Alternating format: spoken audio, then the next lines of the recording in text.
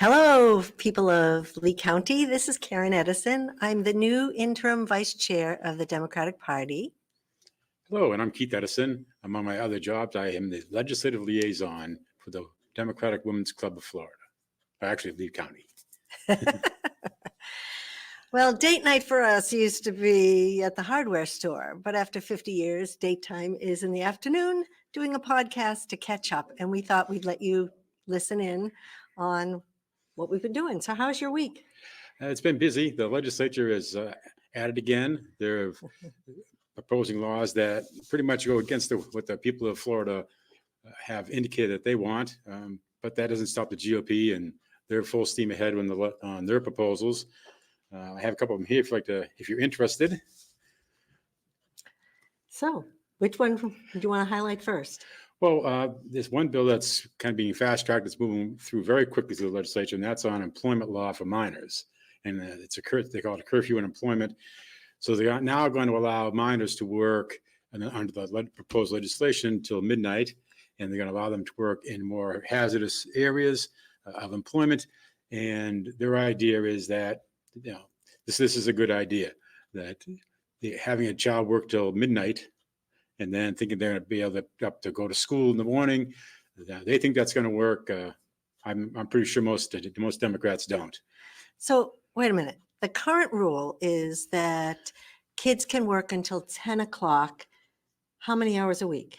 I think it's 20 hours a week. But the big change here is that they can now work till midnight, and they can work in areas that are more dangerous. As an example, they could be working on a construction crew on the roof of a house.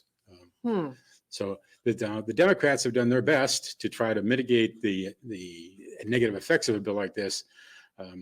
They actually provided an amendment to provide that any student who works at least 20 hours a week under this program that maintains their passing grades for school, and they do this in the junior or senior year, that work will fulfill the community service requirement that the Florida fulfill the futures requirement for the Bright Futures Scholarship. Now, but that bill, unfortunately, that amendment to the bill failed. The Republicans refused to put it on the bill.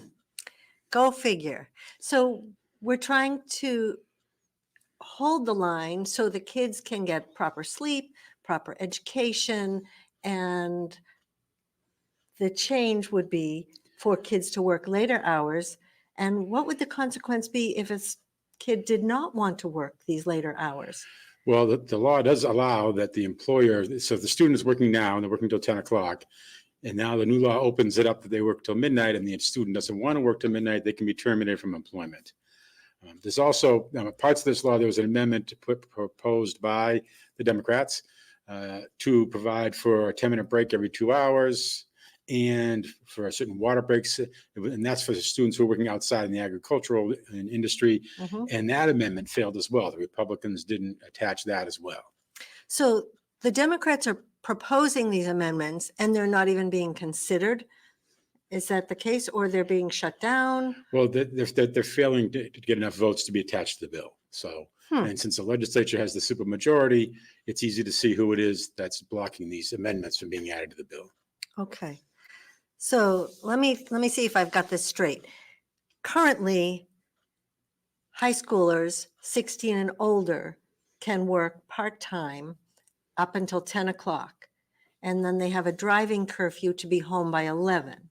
But correct. Now, with the proposal, they want this to change so that kids can work till midnight and possibly risk being fired if they don't. And then they're driving home after midnight. Right. And then the legislature, the bill as proposed would permit them to drive after the curfew hours as well. So. Wow. That would be concerning as a retired teacher to have kids coming in exhausted. And there's also, from my perspective, I look at this and I said, they're creating a disincentive for school. I mean, if the child can go and get a job that's paying them $15 an hour, $16 an hour, and they're going to work those late hours and school becomes too cumbersome, well, they can just keep the job and drop school. And it's another attack on education. The legislature, the GOP-controlled legislature, has made it abundantly clear that they don't regard public education very highly. And this is just another example of a bill that de-incentivizes in education. The Democrats tried to put some amendments on there to make it a better bill, and the Republicans refused to do that. You know, not surprising, the GOP is attacking education, but they're attacking other things as well. There's a House Bill 17 and its companion bill, Senate Bill 1124, are going after the new, not that new, but relatively new requirements for background checks and 3-day waiting periods in the purchase of firearms. There's two different versions. The Senate version is proposed by Senator Jonathan Martin, our very own Lee County Senator Jonathan Martin, and he has two parts to his bill. One part is to remove the 3-day waiting period on every transfer except a handgun. So all other firearms, and a firearms is anything that projects a bullet through an explosion. So the gunpowder in the casing explodes, the bullet projectile comes out. Any other weapon that has that mechanism in it doesn't need a background check, just handguns under Martin's proposal. There's that, and then they have a 3-day waiting period, but that 3-day waiting period under current law, that can be extended until the background check comes in. Okay, so right now, if I wanted a gun, I'd have to apply and I'd have to wait for approval in case I had some background that might preclude me from having a gun. Yeah. But under the new proposal, whether I have any questionable background or not, come that 3 days, if it hasn't been discovered, I could get a gun. Well, you would go to the dealer and you'd go to purchase the gun and you'd have to answer some questions. But the background check is done to make sure that you answered the questions correctly and to make sure that you're not precluded under federal law from owning a firearm. Okay. The statute now says that if that takes longer than 3 days, then the transaction is held up until they get the results of the background check. Okay. But Jonathan Martin wants to change that down to, It's 3 days. It's 3 days. That's the end of it. They don't care about if the background check's in or not. And he is also stripping it away, the 3-day waiting period for all firearms except handguns. And these are laws that were enacted after the fatal shooting at Marjorie Stoneman Douglas School. The legislature reacted to this modest form of gun legislation. Certainly not what we were looking for, but at least they had a 3-day waiting period in place for all these. Now Martin's looking to strip that away. isn't Martin the same guy that is okay with ghost guns? Martin is, in a conversation I had with Senator Martin, he did say that he thought ghost guns were no different than someone assembling their own airboat in their garage with parts that they took some from one item and made another and combined them all to build an airboat. That's kind of the same thing as building a ghost gun, even though he acknowledged that a serial number, which is not on a ghost gun, does help law enforcement in investigating crimes involving firearms. So, Wait a minute. So this is the GOP who is complains about crime and calls themselves the law and order party. that's them. Yeah, and now they're making it more difficult for law and order. It's been making it more difficult for law enforcement to investigate crimes involving guns because he thinks ghost guns, there's no problem with ghost guns. That's no different, as I said, than someone building something else in the garage on their own. That's what he said. But again, they're not done with that. And there's other proposals that are out there. One proposal that the Democrats have tried to move forward, it's HB 279, and that's a ban on assault rifles. Yeah. Of course, the GOP-controlled legislature, with their supermajority, that bill's going nowhere. And it's just indicative. And there's one other bill that the Democrats have proposed that I find an extremely interesting bill, and one that should matter to everyone in the state of Florida.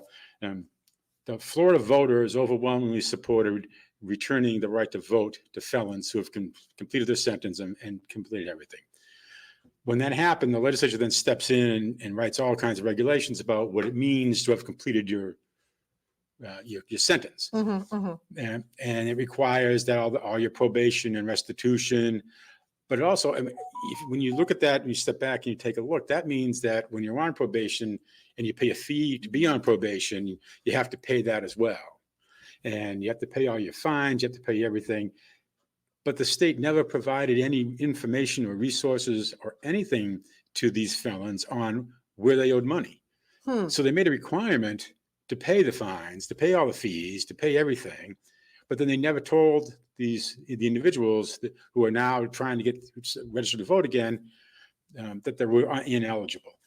So the ex-felon who's done the time has to find out from one place how much money they owe here, and another place how much they owe money there, and another place. So the Democrats are trying to make it all in one place where they can find what is due. So the Democrats have proposed House Bill 1035, 1035, and that legislation would would remove all these it shouldn't say remove, but identify all the blockades that the GOP has put in place that they use to block the will of the voters of Florida about giving felons the right to vote. So some of those are, you have to pay all your fines, your fees, your probation, any parole requirements, and any requirement that got put on you. The state now, under the proposed legislation that the Democrats have filed, would be responsible for maintaining a database and informing the felon that you owe money here, you owe money here, you have a fine due here, you have restitution due here, or you have a probation fee that you haven't paid, so that the felon who is looking to regain the right to vote has a place to go to find out all they need to do. And the argument isn't they shouldn't have to do this. Okay, the legislature said they have to pay the fine. I can understand that. But then tell them what the fine is. Inform them of what it is they have to pay. Right. That would be like the government saying, do you pay your taxes? But they're not going to tell you, they're not going to give you a tax chart on what you owe for taxes.